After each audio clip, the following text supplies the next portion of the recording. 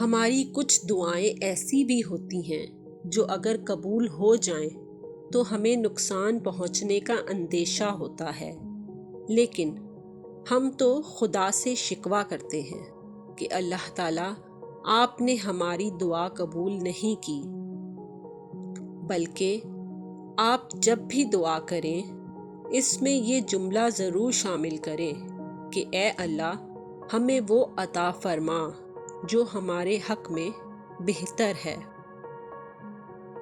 جب بھی تقدیر سے شکوہ ہونے لگے تو یہ بات یاد کر لینی چاہیے کہ یہ شیطان کا پہلا وار ہے۔ اس کے بعد آپ کو مایوسیوں کے اندھیروں میں شیطان بہت سہولت کے ساتھ لے جائے گا۔ قسمت سے شکوہ نہ کریں اور امید کا دامن ہاتھ سے نہ چھوڑیں، اور اللہ کی ذات پر کامل یقین رکھیں۔ وہ چاہے تو سب کچھ کر سکتا ہے۔ تم اس سے امید لگائے رکھو، وہ اس امید کو کبھی ٹوٹنے نہیں دے گا۔ تہجد کے سجدوں میں بہایا گیا ایک آنسو ساری زندگی بدل دیتا ہے۔ سچے دل سے مانگی گئی بس ایک دعا نصیب پلٹ دیتی ہے۔ نا امید مت ہونا کبھی رب کی رحمت سے، وہ چاہے تو دکھلا دیتا ہے پھول صحرا میں۔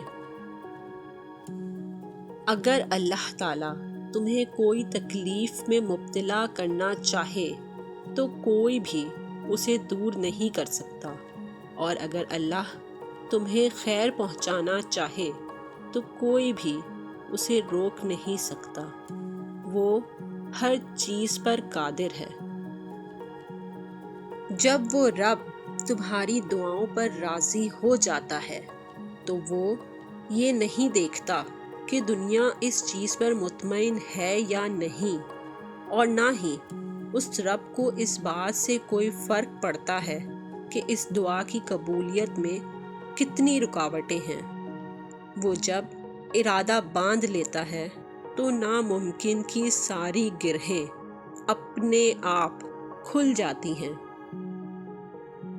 جب انسان رنج اور مصیبت میں اللہ تعالیٰ سے شکوہ کرتا ہے تو اللہ فرماتا ہے اس مصیبت کا شکوہ بے جا ہے، یہ مصیبت تو صرف تجھے میری طرف متوجہ کر رہی ہے، تجھے شکوہ تو میری اس نعمت سے ہونا چاہیے جو تجھے مجھ سے بے نیاز کرتی ہے۔